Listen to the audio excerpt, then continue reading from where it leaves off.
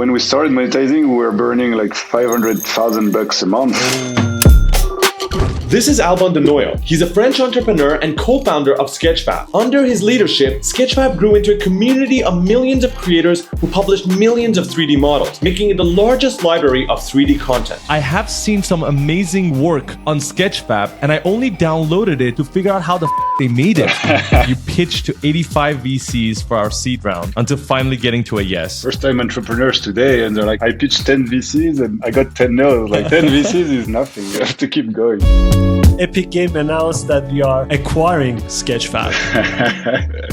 It's the story for the book. How would an early founder would go out and talk to investors? Founders are often scared to go too early because they feel they're not ready. A good trick is to ask for. What do you think is the future of 3D and photogrammetry? People think AI will kill photogrammetry, and one of the beautiful things of photogrammetry is capturing something that is unique to you. We love to take it back to the origin stories. And if we go back and open the first chapter of that book, where would it start? Alban, welcome to the Bad Decisions podcast. Hi, thanks for having me. Absolutely. It's a pleasure to have you here. And before we begin, Alban, I have to be very honest. I want to send a huge thank you and gratitude, not just from me and Farad here at the Bad Decisions team, but also from all of our audience, because you and your team over the past few years, working really hard, have basically created and revolutionized the workflow of 3D artists around the world. And since the beginning of our 3D journey, we've used Sketchfab religiously, and it is I'm going to be unbiased about this, by the way. Not because you're here. This is something that Farad can swear by. It's basically the website, the best 3D content library that we swore by and used every single day.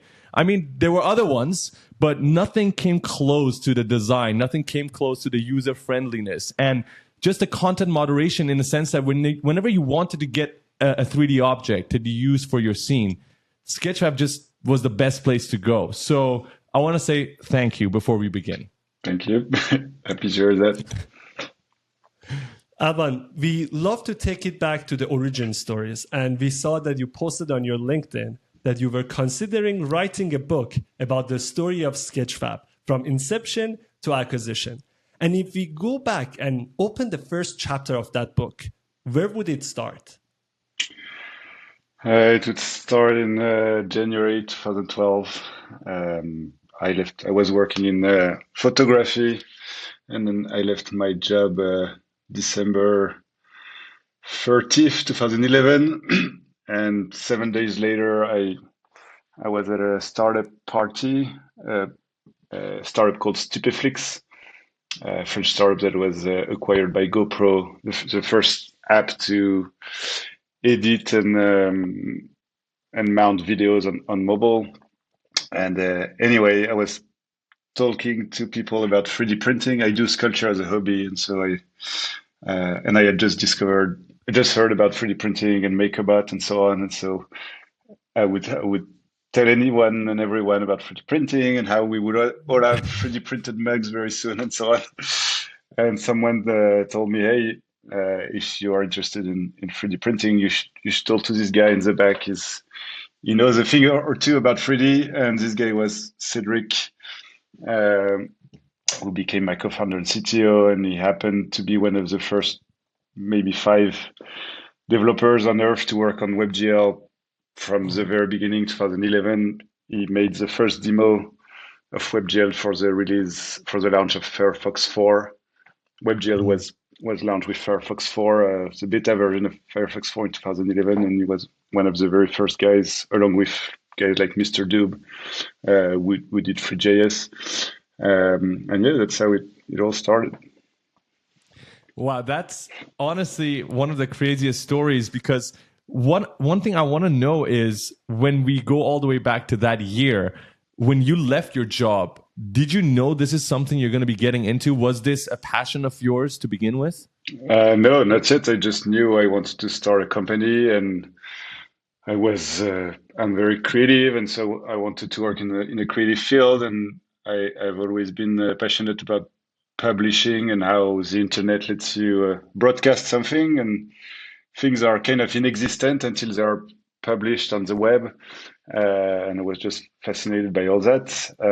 And I was just in the process of meeting a lot of people just to find potential co-founders and ideas and so on. And this happened very organically, but it was a good match. Wow. I'm curious about something because 3D printing at the time must not have been very big. It No. must have been quite early on. Yeah. Why were you so interested in 3D printing? How did you even come to know about it? I think it really came from sculpture. I was working on a large sculpture, and I was planning to do it in wood. And it was a commission, and I was very late. And so I ended up doing it with fake clay, and I had to mold it with silicone. And through that process, I kind of heard about 3D scanning and 3D printing and how with this type of technologies I could have make everything much faster. And so that's kind of how I learned about 3D printing. But yeah, it was, I mean, the early days of MakerBot and Shapeways and all those guys. Yeah. Wow, that's a crazy way to begin chapter 1 of the book. And what happened after you met Cedric at the party? So you guys basically shared the ideas around. Of course, you guys had the same passion, and that was the origin of what came to be Sketchfab. So it's a bit more complex, I guess. But so he had already built an MVP of a web-based 3D player. It was called ShowWebGL with 2 W's. 2W. And he had already shown it to he had only shown it to our 3D artist friends or devs, and I was kind of the first non. So I went for business school and not technical, and I was the first non-technical person he would share this with, and we would be interested in that. And so we decided to have lunch together the 1 week after.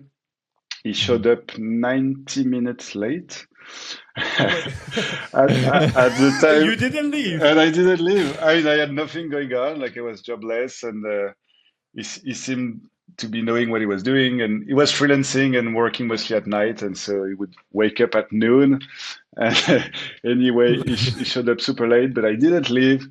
And he showed me his prototype, and I just started helping him out on the. So for him, it was a side project. So he was freelancing, doing WebGL freelancing projects, like a lot of projects around 3D globes. Like he did a project with Twitter, where you could see the trajectory of tweets in real time on the globe, or things like for WeTransfer, or like this type of stuff. And then working on his MVP of the 3D player. Was also working in the video game industry with 3D artists. We needed a solution to show and share the 3D files, so he essentially built a solution for himself. And I just offered to help him out on anything that was not technical, so very basic thing like adding a FAQ, starting to answer user support requests, and then mostly getting the word out so that people would hear about it, because he had 10 users at the time. And so I started doing everything that was non-technical. And I suggested to change the name because the name ShowWebGL wasn't very friendly. And so we landed on Sketchfab, and then I started trying to get the word out and to get press and so on. And so we officially launched in March 26, 2012. And the first article we got was, the trick is that it only worked on the beta or alpha versions of Chrome or Firefox. So a lot of people would click on sketchfab.com and it wouldn't work for them. And so it was hard to convince people. How would you send that link to other people and convince them to get the beta version? You should send a manual first, download the beta version, then only you can. So 3D artists were really eager to, for them it felt kind of magic, like it was very new, and they couldn't believe it would work, and so they were eager to give it a try. And so we got our first article on Blender Nation, the site about all Blender news. And yeah, that's how we got our first 1,000 users, all from the Blender community. It crashed the website, and You were not expecting the traffic, we right? were not expecting traffic. And it was the same day the first son of Cedric, my co-founder, was born. So he was at the maternity. So he's Oh, usually always connected and online.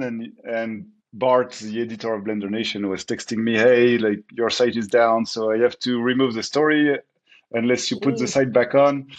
And Cedric was unreachable, and eventually, after 2 hours, he was back, and the site was back, and then and okay. the oh article man. stayed up. Wow. I can I just say something? If Alban decided not to stay for that 90 minutes, we would not have Sketchfab If today. he It's like, decided not like to go to the party, we wouldn't have this Sketchfab. Yeah, this is what one thing I think about, and me and Farah discussed this when we heard the story first. Do you believe in luck and destiny, or do you think we sort of fabricate that ourselves? Because if you're telling me from your story that this was not necessarily an intention, right? You didn't go to that party to find yourself a co-founder or basically get into this line of job. Whereas it is something that has not only revolutionized your lives as the founders, but also every 3D artist I know. So what is a lesson or takeaway there for someone who wants to start a business and doesn't know exactly what they should do? I think it's a mix of luck and work or activity. Like I was proactively meeting a lot of people, so having a breakfast, a lunch, and a dinner like every day to meet people. I was really trying. I was not from a. I had no developer network, and I was trying to mingle with tech people. And I was really receptive to new ideas and mingling with people and being curious about everything.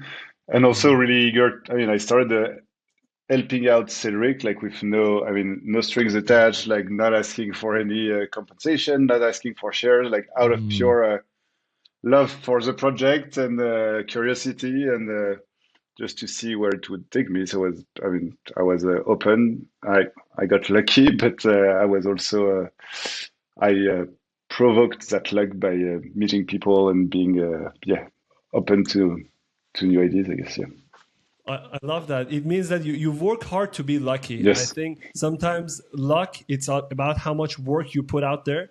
And the harder you work, the luckier you get. Yes. And we love this story. And now you had 1,000 users coming in, but still no revenue. These Yeah. 1,000 users are just trying out the product.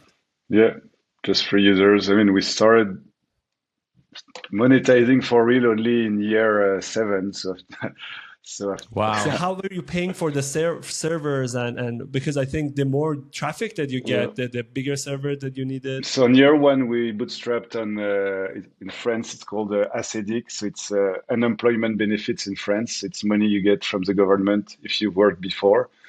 To actually get Mhm. something like 60% of your salary for something Mhm. like 18 months. Okay. Uh, and then we raised money. We raised an angel round, like 300K at the end of 2012. And then we just kept raising money for the first 6 years until we started monetizing. So the company started in France, Yep. but when you guys started raising money, did the first raise happen in France as well, or you guys had to move out? So the first round happened in France with business angels, but we spent the last quarter of 2012 in San Francisco, participating in an accelerator organized by Mozilla called Web Forward. It doesn't exist anymore. Mhm. And so we really considered we're already in the process of fundraising with French business angels, but we had a lot of interesting conversations in San Francisco, and we considered like dropping everything in France to just try to raise in the US, and then we figured we should close what we have now, go back to France, and figure out a way to move back to the US as soon as possible, and that's what we did. Wow. So technically, then, are you saying that you guys were operating from the US or from France? So from France, we just spent like 2 months and a half in San Francisco, end of 2012, and we moved back to Paris at the end of like December 20th, 2012, and then we kept applying to US accelerators like Y Combinators and Techstars Mhm. and everything we could try. We got rejected a lot of times, and then eventually we got accepted in Techstars New York, which started in April 2013, so just 3 months after that. Mhm. And so that's when Mhm. we moved back to the US for the program. Yeah. What was the advantage for you, the main benefit of moving to the US to grow Sketchfab? It's a mix of things, but first we needed funding because we had no business model and the tech was super early, Mhm. as I explained.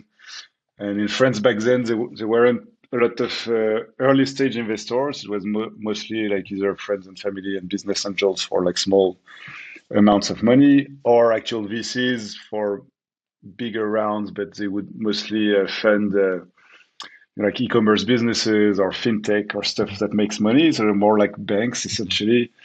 And so Yeah. I mean, it was clear that it would be easier to find capital in the US, which was there was more money and more risk taking.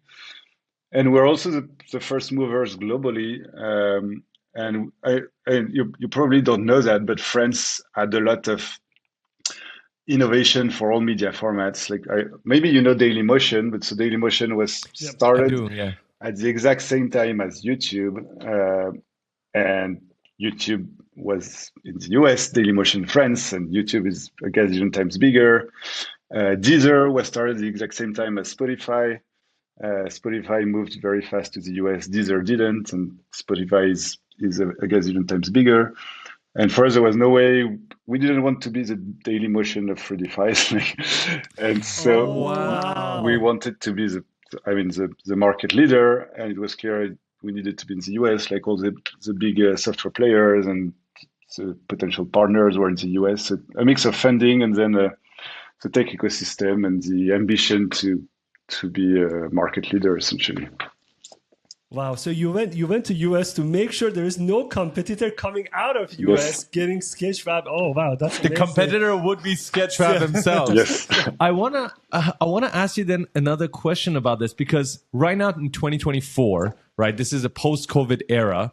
During COVID, a lot of things change when we talk about the economics and the business world, right? Things move much quicker. People work online and remotely. There's a lot of online work and the global market being used at the same time. Do you, of course, if you talk about funding alone, perhaps US is still the one to go to. But when it comes to anything else in terms of opportunities, finding partners, networks, do you think in 2024 companies outside the US have a higher chance now to be able to operate from that country? Or do you still think moving to the US for a new startup would be super duper beneficial? I think it's much easier now. I mean, I mostly know about France and the US, but Mhm. the tech ecosystem, and if you think of San Francisco versus New York, people often say that New York is like San Francisco 10 years behind. And so when we Mhm. arrived in New York in 2013, it felt like it was the beginning of New York becoming important on the startup scene. And 10 years later, now New York is really a major tech, I mean, I guess the second major tech hub in the US. And I feel Paris is like 10 years behind New York. And so I came back to Paris 10 years after, and there are definitely much more funding and VCs, so it's easier to fund innovation. And many more large companies in France we didn't left immediately. I mean, there are a bunch of repeat founders, guys like me, who start their second company in France and stay there. And then all the AI scene, a lot of those companies are in France. And so I Mhm. think it's definitely easier. I mean, it's still helpful to be in the US if you intend to be a market leader, but I think it's definitely easier to operate from France today than 10 years ago. If we set aside the funding part, what would be the biggest challenge in the early days of Sketchfab? As the tech side, like I mean, the fact you needed the beta version of the browser, it wasn't working on Internet Explorer, it wasn't working on iOS, so couldn't use it on mobile, God. and we knew it would eventually come, but we didn't know when. So a bunch of other companies working on 3D players actually built native players for iOS, so spent a lot of resources on that, and it was a waste Mhm. because like 2 or 3 years later, it was supported on iOS, and we decided we wouldn't waste those resources. Mhm. Um, but so this side of things, um, and then explaining what we were doing and why. Like a lot of people in the 3D, because for the first 5 years, you couldn't download anything from the platform. You could only view things. And a lot of people in the 3D world couldn't understand, like, why would you want to show a 3D file only to see it if you can't use it? And we're like, but that's the point. Like a lot of people want to show their their work without having to give it away. And so a lot of people at like Autodesk or Deso, like kind of the OGs, wouldn't really understand what we're doing, um, and how we were. I mean, we're really trying to get 3D outside of the 3D world, and so people outside of the 3D world didn't know the 3D world, and then people in the 3D world didn't really understand and wanted to make 3D a medium, like a media format, like image or video or sound. And for them, 3D was a brick to build something else, like a video game or a movie. And we wanted to bring 3D for itself, and so it was hard to explain this. Yeah. Wow.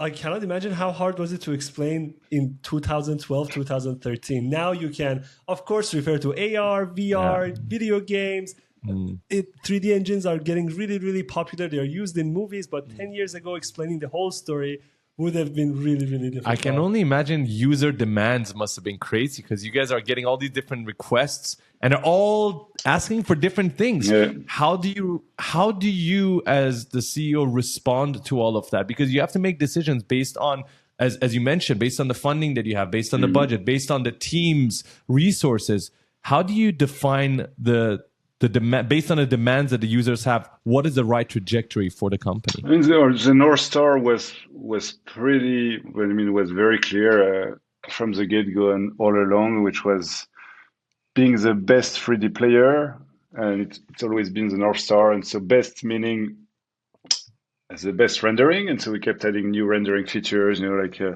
specific shaders and very.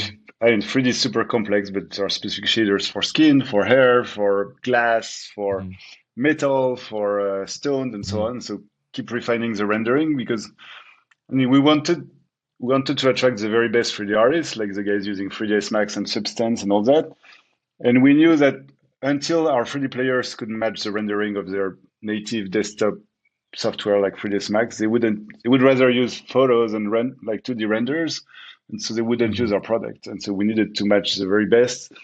And our thesis was that if we can attract those guys who are like the top 1%, everyone else would follow. And so best rendering being the fastest, and so like loading faster, working on all devices, really being a universal player, and then accepting as many 3D file formats as possible, being part of being a universal.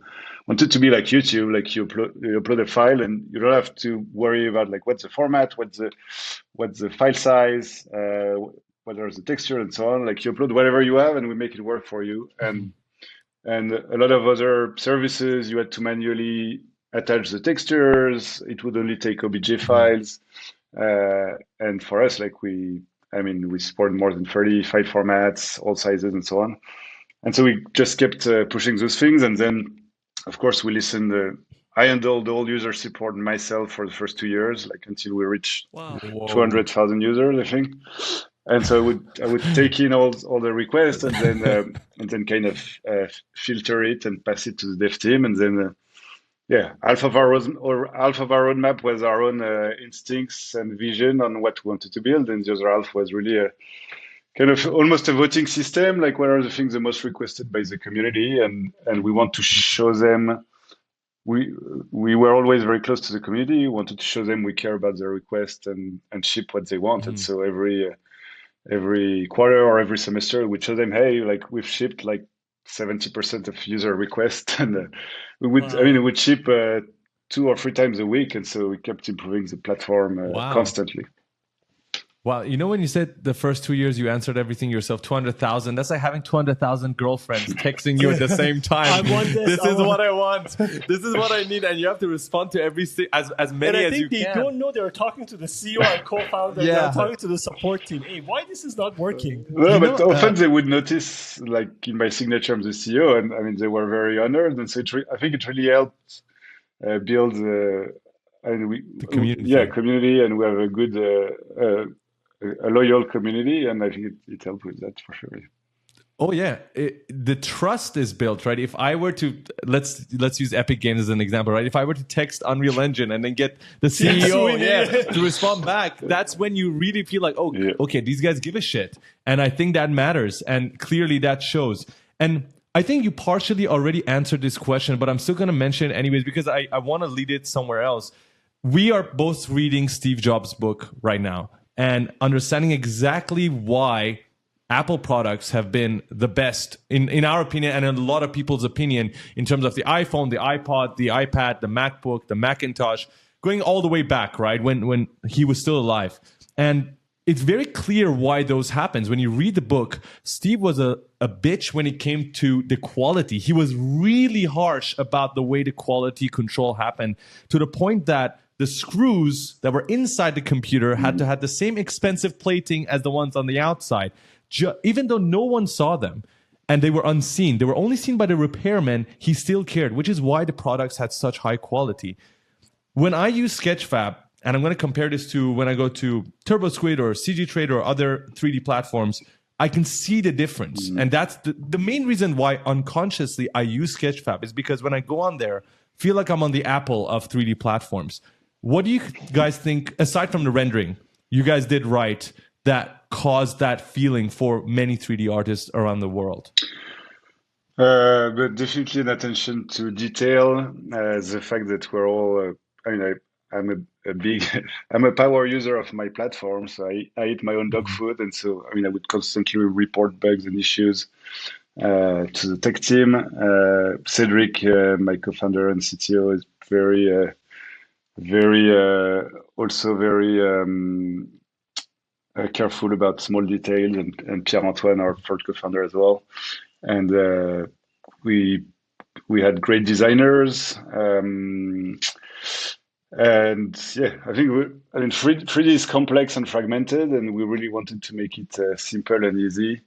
And so we kept, we were okay removing features, even though it was wasted work. Like, wanted to simplify things, like less buttons, less UI, and it really participates in the purity. And it feels like the hard thing is that you only notice when things don't work at Sketchfab. Like, a lot of things worked, and so it feels like magic, but like you feel it's normal. Like, of course it should work, but then it's true that when you try other products, like, you realize like it's hard to make 3D work seamlessly, and I think we did a good job at that. Yeah. And another, I think, aspect beside the design and also the quality of work that you guys did, the content that is on Sketchfab. If you compare it to other 3D libraries, when you want something, you search it on Sketchfab, you will find it. Sometimes it's a pizza, or you want a starship, or you want whatever. The pizza was from Alban. I saw you posted this pizza too. How did you? I don't know if it was even in your control to make sure that you guys getting quality content on Sketchfab. And when I compare it to other 3D libraries, we don't see that level of quality. I think it's a mix of what I said about striving for the best rendering, and really, and we really push that very far, and adding features for very specific things that would attract the best artists. And then all the work we did around community and showing a lot of love and respect for the best 3D artists, and showcasing their work on our blog and so on. And then focusing on, a key part was focusing on art. The other platform like CG Trade or TurboSquid, they started as marketplaces. We didn't start as a marketplace. We started as a 3D player, as a technological play, a technical challenge, like displaying a 3D file in the browser as best as we could, and being just a 3D player, and just like a frame for a piece of 3D artwork, and the frame should disappear to kind of glorify its content. and people would post on Sketchfab just to showcase their work, not to sell it, not to. I mean, Right. there was no utility. You know, like Yeah. art is a. It's not that art is free, but it's art is a. Yeah, I mean, art is beautiful because it's useless, and a lot of work was shared just as a showcase, like a portfolio. And actually, it was a lot of people working in big gaming studios. They were definitely not allowed to sell their work. They could showcase it, and as a result, I mean, for them, it was a way to show 3D work in 3D. And this type of work would definitely not show in a marketplace. And so it was our DNA of being a community and a showcasing platform before being a marketplace. And also the type Right. of content, like in a marketplace, you want reusable utilitarian things like a chair, a truck, a gun, whereas on Sketchfab, like a lot of things are completely useless, but they're just Yes. beautiful. Oh my God. Can I add to that? Because I didn't even think about that until you brought it up. You guys starting as a media player, let's just call it that for the sake of the argument. And then the others as a marketplace. That's so true because sometimes back in the day when I was trying to, let's say, find a model, CG Trader and all, again, I don't remember exactly if it was CG Trader. I think it was when I was looking at a model of a shoe, it was photos of it, but I Yeah, couldn't there was no see the player. actual 3D. And then now that I think about it, I have seen some amazing work on Sketchfab, and I only downloaded it to figure out how the fuck they made it. Because I saw the fact that you guys had that rendering engine that can run, like it was like a space, I remember, with stars, and I was like, how are you guys even rendering that on the web? I probably can't even do that in Blender myself. So I downloaded it just to reverse engineer how Yeah. they created it. And then that makes a huge difference in what kind of content was up there. That makes a lot of sense now. It keeps me thinking that you guys let people put their stuff for free online, and that would be a cost to your server because people would upload it Yeah. just because people could upload their beautiful 3D arts, and it would make the entire ecosystem and platform more beautiful with higher quality content and higher standards. Wow, that's really amazing. It's crazy. I want to quote you here. You have amazing articles on Medium that you've written previously in the past, and one of the things that you mentioned in one specific article said starting to charge for something that was initially free and then increasing the price because you realized you were not charging enough, and then managing the backlash, and then trying to explain the ins and outs of things. Of course, this is after the funding, and this is when the monetization has started. I want to ask you, what did you learn afterwards, after that entire thing over the years, from setting prices for a product or service that others could learn, so that maybe they can do it better, they can do it more efficiently and more effectively? It's it's a complex play because we raised money which allowed us to be free for a while and focus. I mean, when we started France, before raising money, we started doing B2B custom projects on top of Sketchfab, like for very large French corporate companies. Essentially, they wanted their own Sketchfab, and we actually productized this in 2020, Sketchfab for Teams. But back then, we did. I mean, the product was very early. And actually, a lot of French companies end up doing that. Like they have the beginning of a product, they don't have financial resources, so they start doing like B2B consulting using their tech, but as a result, they become like service companies, like tech agencies, and they can never invest in their product and productize all the features. They do custom things for each B2B customer, and as a Right. result, they don't productize and don't scale. For us, we are lucky to be able to move to the US early on and to find investors who would believe in our vision. And so we spent 6 years just investing on the product, which meant that when we started monetizing, we had a super solid product, like way better than 6 years before, like accepting all the file formats, the best rendering, integrated everywhere. We had strike partnerships with Facebook and Twitter and WordPress and all those guys. It was very fast, very reliable. And we had already over 1 million users.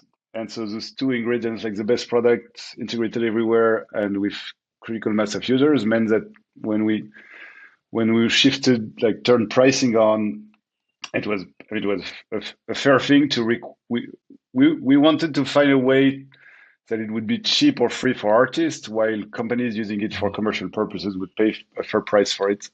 and we felt good about this decision. And it was hard to charge at the beginning because we were a community and we loved art and artists, and we knew it was. I mean, a lot of free artists are freelancers and they don't make a lot of money and so on. But we also find out a lot of free artists would find work thanks to Sketchfab and would get noticed there. And then anyway, like for artists was like $10 a month, which was fair. And most of the revenue was from the Nikes of the world. And for them, we charge like, I mean, we felt it was a lot, but compared to the price it would cost them to build the solutions themselves internally, like it was super cheap. So we felt good about it. Wow. Oh, absolutely. And I just want to clarify, I don't think it's a problem at all to charge. And as artists, we love to pay for things we love using, right? That help revolutionize the workflow, make it more efficient, more effective. It was more so just asking what's the best way to price a product or service, you know? Because I feel like that's always really difficult to do, especially when you're doing it for the first time for a product that you've built for so long. Yeah, but we try to find comparables, like look at the 3D software market and then the other media players like Vimeo and guys like that. So we looked a lot at Vimeo, and they had a similar like offering for creators and offering for B2B companies. And then we looked at usage. But yeah, I mean, it was hard. Initially, we were thinking about charging based on the number of models. But then we figured, like, if we had a customer like Apple, like they have 10 products total. Well, now they have many more, but like they have one iPhone, one Mac, one iPad. And so if we work with Apple and we charge based on the number of models, like we're going to make no money. And so their metric is going to be traffic on the player because it's going to be embedded on their website. And that's where that would be the metric. And we eventually figured the best metric of the size of a customer would be its web traffic. And this metric worked even if you had only one model embedded on your website. If you have a lot of traffic, it means you're a big company. And then it depended how, I mean, one thing was tricky was for newspapers because they got news sites got a ton of traffic, but weren't necessarily big companies. And I mean, we're pretty flexible. Like for high traffic sites that were not selling something, it would be cheaper. And then otherwise, we just implemented rules based on the traffic the player got. Similar to what JW Player or Vimeo would do. Wow. Very interesting. And then when you guys started monetizing, when was the first time that you guys went to the break-even point and you realized, okay, finally we have enough cash flow coming in, we can say we are break-even? So it was 4 years ago, May 2020. So after it took 2018, 19, it took 3 years. And it was a great time. How did it feel that day? How did it feel that day? It was amazing. Like it was moving from potential death to immortality. I mean, we got pretty close to when we started monetizing. We were burning like $500,000 a month, and so and people on the other side, like the community, they don't see that, and you can't really tell them that. And they're like, "Oh, what? You're asking me to pay?" I'm like, well, I'm burning a ton of money, and so it's either that or I die. And from that point on, like we spent the first 6 years looking at our Google Analytics and signups and our core KPIs or number of users, number of models, number of traffic. And overnight, and by the necessity of survival, we shifted to like monetizing and looking at our PayPal account and bank accounts and how much did we make today, how much did we spend, and like being like super focused on that and prioritizing features based on what we could monetize. And it was the most focused period of time of the history of the company. And yeah, within not even 3 years, we were profitable, and the company was super proud. And yeah, it was great. Wow. So was it when was the first moment that you thought to yourself, okay, Sketchfab is working, we made it?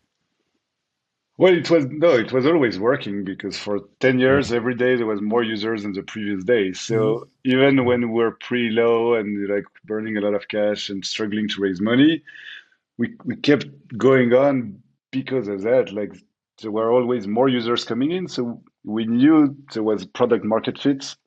We just needed to figure out the business model. And then, I mean, as soon as we started closing B2B deals with large customers and the Nikes of the world, and then starting to see every month we made more revenue than the month before. I mean, our costs stayed completely flat, like we stopped hiring anyone, and we were 30 people, and then revenue kept growing. And it was clear that we would eventually make it. We had to be like super careful and patient, but yeah, it worked out. Wow, that is crazy. And while we're on the topic of money, I know this is going a little bit behind the time that we're discussing right now, but I do want to quote again another one of your articles. You mentioned somewhere that you pitched to 85 VCs for our seed round until finally getting to a yes, or how we failed to raise a B round after pitching over 100 firms. 85 and 100 are gigantic numbers. I cannot even imagine going into 85 different presentations, slides, conversations, getting no's, because every single no is a hit to you. It's like a mini punch, because then you have to question your reality. Am I on the right path? Am I on the wrong path? Are we doing everything right? So the question begs, at which point should one continue pitching, or should one say, you know what, we need to reconsider our strategy? I guess it really depends. Each store is different, but for us, I mean, the fact that every day we had more users than the day before and less than the day after really helped us keeping going on, and also always had a lot of momentum on the integration front, like integrating the player with networks and 3D tools. And I don't know, I had a super strong belief that we deserve to win. I love that. And I mean, we could have always fall back on raising less money with less fancy investors. But I kept aiming for good investors and good terms, and I mean, it worked out. I kept trying until it worked out, and every time it worked out early enough. I mean, before our death, which was a mix of. And I see first-time entrepreneurs today, and they're like, "Oh, I pitched 10 VCs and I got 10 no's." Like, I'm like 10 VCs is nothing. Like, you have to keep going. 10 VCs I have for breakfast. Yeah. Yeah. Wow, that's so 85, 100, all these different numbers. I understand that it's subjective, right? Depending on the case. But what I guess the lesson here is you shouldn't freaking give up. If you believe in the product and you're seeing results, especially if you're seeing results, don't give up, keep going, because you'll find the right people. Love that. And now I want to go a little bit further, because I think it was few years ago during GDC, me and Faraz were watching it live.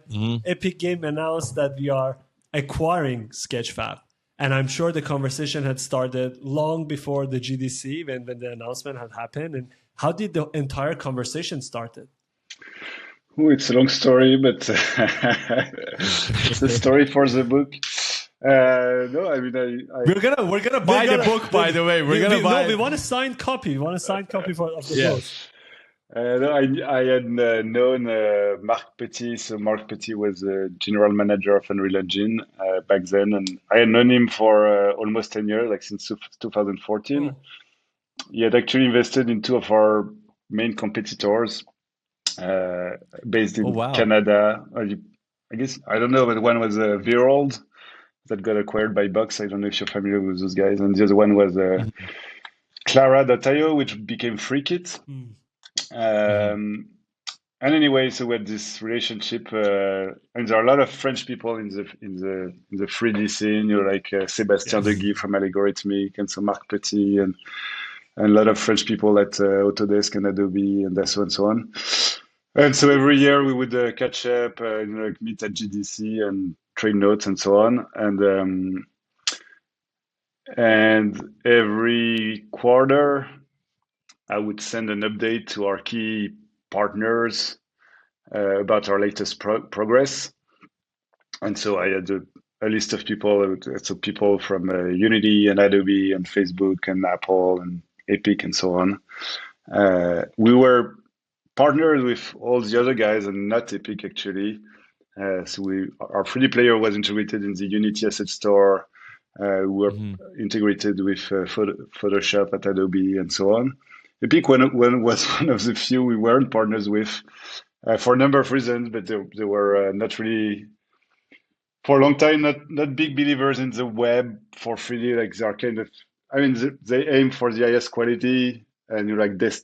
desktop AAA, and so quality for them matters more than like reach. Or in some occasions. Um, but anyway, so in early January, I sent my update to my network of partners about Q4 2020.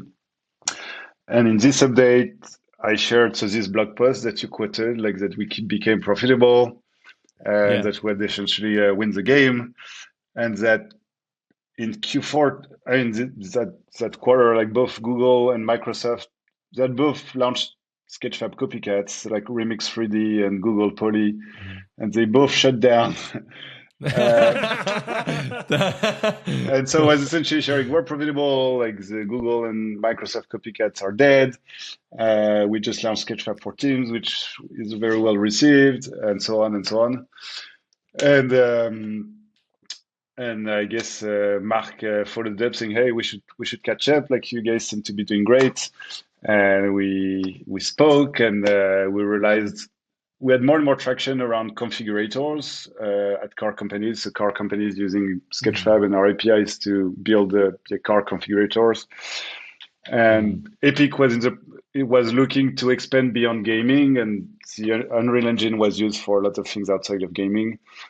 And all those customers, so like car companies, boat companies, and so on, or architecture companies, they wanted a web solution, and so Epic was starting to realize they needed that. So that was on the tech side of things, and so Sketchfab was kind of the little brother of Unreal Engine from a tech standpoint. And then they were also in the middle of thinking through platformizing, I mean, Fortnite, opening up Fortnite Or to, UEFN. yeah, UEFN. And so they needed a library of content, and Sketchfab was the biggest one Yeah. out there. And so there were Hey. two very clear opportunities to work together. And so, yeah, that's how it worked out.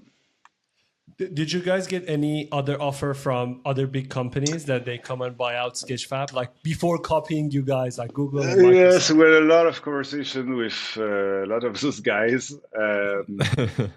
And I will share more in the book, I guess. But until we were profitable, like every time, it was kind of lowball offers, like acquires and amounts. I mean, we loved what we're doing and we're working well, and we would only take a check we couldn't say no to. And until we were profitable, it was never there. And then the day we became profitable, I mean, we could kind of dictate the term, not dictate the term, but essentially be much clearer. Like, hey, there's no point This is it. to Who's the talk. boss now? Who's the boss now? We killed the copycats. The We are the copycats last are ones done. standing in the ground. You No, talk but to Sketchfab now. we got approached for acquisition like in February 2012, and from that point on, like it kept Oh, going on, like all the guys, and we became profitable in December 2020, and 3 months later we had an offer we were ready to accept from Epic, and so it was really I mean the leverage changed camps when we became profitable. oh, and would you be putting the amount in the book? Amount of Well, acquisition in the book. you will see. Man, I really want that book now. Have to get it ASAP. Were you considering selling the company in the early days of Sketchfab? Was it something that you had in your mind? I mean, not particularly. Like, I mean, anyone is interested in. Not anyone is interested in. I mean, for life-changing amount of money, anyone. I mean, every company is for sale for the right Yeah. offer, I guess. But I mean, like we had good traction and we loved what we were doing, and so we never. I mean, yeah, we could have probably sold earlier, and we wouldn't have built as many things. And so yeah, I mean, we never proactively looked for it. Like we spoke with people who would reach out, but we never really pushed for it, I guess. Farhad, I know you had this question about VCs. There was this part of the article. I think, no, it wasn't an article. I think you shared a LinkedIn post and there was a follow-up, a WhatsApp conversation with one of your friends. And I want to quote you here again, where you mentioned time is the best due diligence. I really loved it when I looked at that LinkedIn post. You told me about it like 10 times. You mentioned from experience, no VC will invest in you within a couple of weeks of getting introduced to you. Business plans are useless and ideas are free. We've been talking about this for the longest time. And you said what really matters down the line is the team and execution. So I want to ask you, how would an early founder would go out and talk to investors? When is the best time to connect with investors and VC? Well, I always tell, founders are often scared to go too early because they feel they're not ready. But I think it's totally okay to go early just to build the relationship and present yourself and present your vision, even if your product is not on par with your vision yet. And then just start this relationship. And then, the easy way. So you start this relationship as early as you can, I guess, and then you start asking. A good trick is to ask for help to VCs, like, hey, could you make this intro to this founder at your portfolio? And so most VCs will say no, but the few ones will say yes, it means they are interested in what you're building.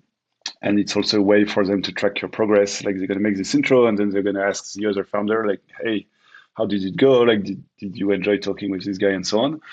And then if you ask for help, like, the VC becomes de facto part of your story because it's helping you out.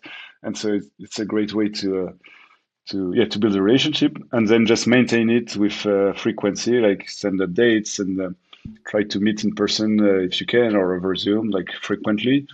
And then when you are actually entering the time when you want to fundraise, the VC is already up to speed on who you are, what you're doing, and you can very quickly say yes or no. And so maybe it will be no, but you're not going to spend another 6 months building the relationship.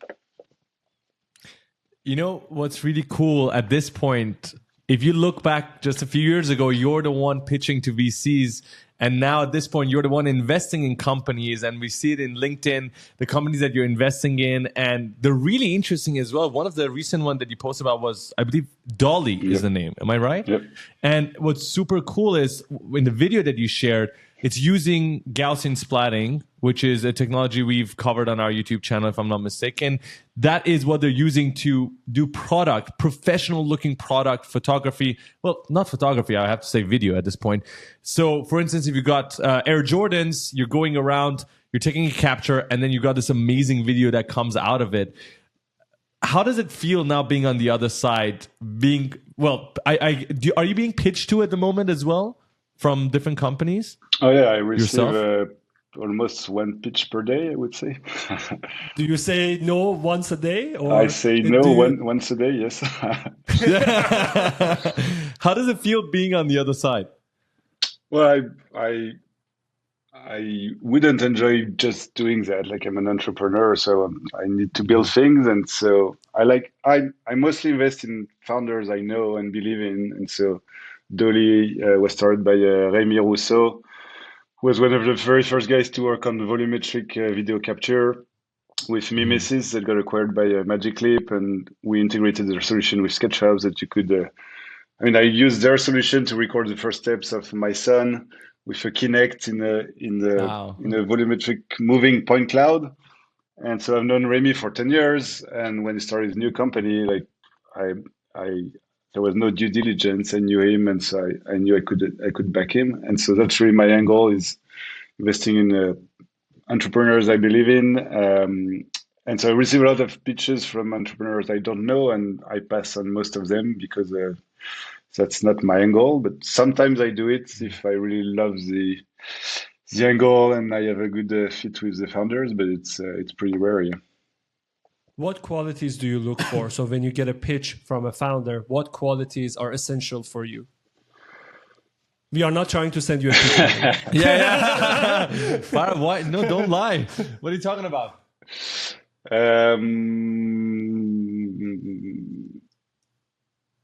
Well, first I look if, I mean, I want to see that the founder's background is relevant to what he's building. I look for passion, like how passionate he is about the project. I look for tenacity and I mean persistence, like are they going to follow up a lot? Uh, I look for I mean, I like good presentation, and so I look at the format of the deck and how it's presented, and like is it well crafted, and are there like typos or like small detail, like is there attention to detail? Um, and then I don't know, like human fit, and then is this person smart or not? It's hard to put a name on it, but yeah. I wanted to ask you one question, which I think is going to be helpful to a lot of people. Do you have any resources that you recommend? And this could be resources that you use in terms of books, videos, documentaries, articles that have helped you when you were leading the team at Sketchfab, or even now when it comes to VC and when it comes to funding. Is there any resources that ring a bell that really helped you in your journey? Yeah, I guess. I mean, I use Twitter a lot, and so following like guys like Naval Ravikant or Oh Jason yeah, Jason he's good. Lemkin is really great for all tips on a lot of things, to be honest, but like a lot of things on pricing and SaaS and fundraising, like amazing, very practical advice, a lot of volume, like he covers everything, and so I really love his advices. Alex is called, shares a lot of great tips as well. He was on our board. Um, and then, yeah, we went through three accelerators. That was also very helpful. Yeah. And then I love reading books about founder stories, so like Steve Jobs or Phil Knight, the founder of Nike. Uh, the story of Twitter, the story of Oculus, like all the stories, like a lot of learning, like from the trenches and worth reading. Yeah. I agree with you. I think reading the biography of founders is really, really helpful, especially for me and Faraz. As Faraz mentioned, we read first Elon Musk book by Yeah. Walter Isaacson. He wrote the same book for Steve Jobs.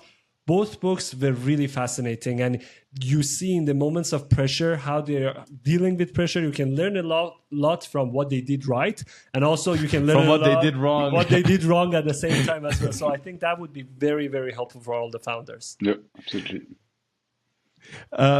One question I have to ask is I want to know your opinion as someone who's led, the team for the largest and most premium 3D content library, in my opinion. What do you think is the future of 3D and photogrammetry and 3D content library now that, of course, Sketchfab itself was acquired by Epic Games, but you also sort of understand that they're trying to go for that UEFN platform where players and people can create these metaverses quickly. This is something that we've seen from the outside, but as someone who's experienced like you, what do you think is the future of this industry? It's hard to say. I mean, AI will. There are a lot of people working on 2D to 3D, like automatically generating 3D. This doesn't seem to output great content quite yet, but I guess we'll get there. I'm more interested in techniques combining clean input, like clean 3D content, and then AI, like leveraging AI to assemble things, like to combine things in a smart way, or to search things, or to build a scene, or to texture something. So like not trying to have AI solve everything, like just solve a part of it, and being smart on that part, but so combine something that is clean and professional with AI. And same, I mean, same thing for 3D capture. Like people think AI will kill photogrammetry and capture, but I mean, one of the beautiful things of photogrammetry is capturing something that is unique to you, and AI cannot really generate. I mean, if you scan, I mean, I love objects with stories, and if I scan, so like I have those skateboard decks with Sketchfab art on it. Yeah. I gotta ask AI to generate this, like where they can capture it or like capture. I have 3D portraits of all my kids at every of their ages, And Oh, AI Wow. is not going to generate that. I have scanned all their bedrooms throughout the years. AI is not going to generate that. So for content that is personal to you, photogrammetry will still matter, of course. You photogrammetry the entire bedroom and you photogrammetry your children every year. So technically, in 20, 30 years, they can recreate their childhood Yep. and they can walk into it. Yeah. Wow, our parents should have done that. Oh shit! Yeah, I just that's- realized. Means you can relive your memory. It's like Harry Potter when when they were storing Oh, their yeah, memory. they could, It's exactly yes. the same thing. Holy you have shit. your room with the because you are keeping the 3D files, hopefully, right? You have all of them. Yeah. You have it all stored. Yep. And then when the technology gets better, especially in the VR realm, you can upload those rooms and then you can start walking around. And then AI will generate the missing frames. So, like, what happened in between those years? Yeah. Wow, Wow, that is fascinating. And I love the way you put it, especially when it comes to the AI part of things. I understand there's, I think there was Caden. We just got an email to try out Rodin is the name. Rodin, They also do something similar. And again, these are only going to get better, of course. But I agree with you, when an AI comes in one specific part of the workflow and does that to the best of its capability. Let's use UV unwrapping, which is something I hate doing myself. If an AI can do that perfectly, I'm more than happy to use that AI and pay a good amount for it. And I think that would be the best use case, rather than just do this and then I have nothing else left to do myself. You know, it's just like, that is the best use case in my opinion as well. So I think that's the best way to put it. Alban, I want to ask whether have you started on the book already? Because the poll result was 95%, 97% yes, 2% no, and 1% was what is Sketchfab. I should have framed the poll differently, but yes, I have started the book. Nice. Yeah. Any expected release date? No. Okay. And what is, as our final question, we always ask our guests, what is the next adventure for Alban? It's a tough question. I don't know. There are still lots of opportunities in the 3D space, and then I want to find something I can be passionate about for another 10 years. And so I'm also exploring new passions and I want to do something meaningful as well. So I'm interested in things like non-alcoholic wine. So very far from tech, but I think Interesting. I think it's a meaningful product that will have a big market for it. And yeah,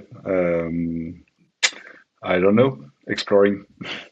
Wait, non-alcoholic wine? Well, yes, Have you tried that? We have non-alcoholic beer. I've tried that. I've tried that. I haven't tried I mean, is it I grape can't- juice at the end of the day? To at least in France, to be allowed to call it non-alcoholic wine, you have to actually make wine and then remove the alcohol. And there are a bunch of them, but most of them taste bad and are cheap. And so I think there is an opportunity for something that tastes good and is expensive.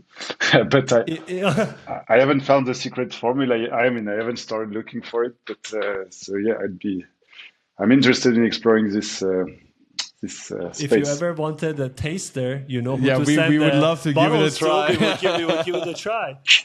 Noted. Awesome. Well, thank you so much, Alban. It's been a pleasure speaking with you, learning so many things from your journey, your team's journey, and we wish you all the best in writing the book. We cannot wait to read it, and we're going to be waiting for it. I know our community is going to be super excited to hear about it as well. So for anybody as well, I just want to say, watching and listening right now, your LinkedIn is very active. You talk about a lot of things that you do. So is there anywhere else that they should be checking out when it comes to your updates? Twitter? Yep. Okay, perfect. So that's where you guys got to check it out. And again, thank you very much. Thanks for having me. All right. For everybody watching and listening, thank you so much. We'll see you guys on the next episode. Until then, ciao. Ciao.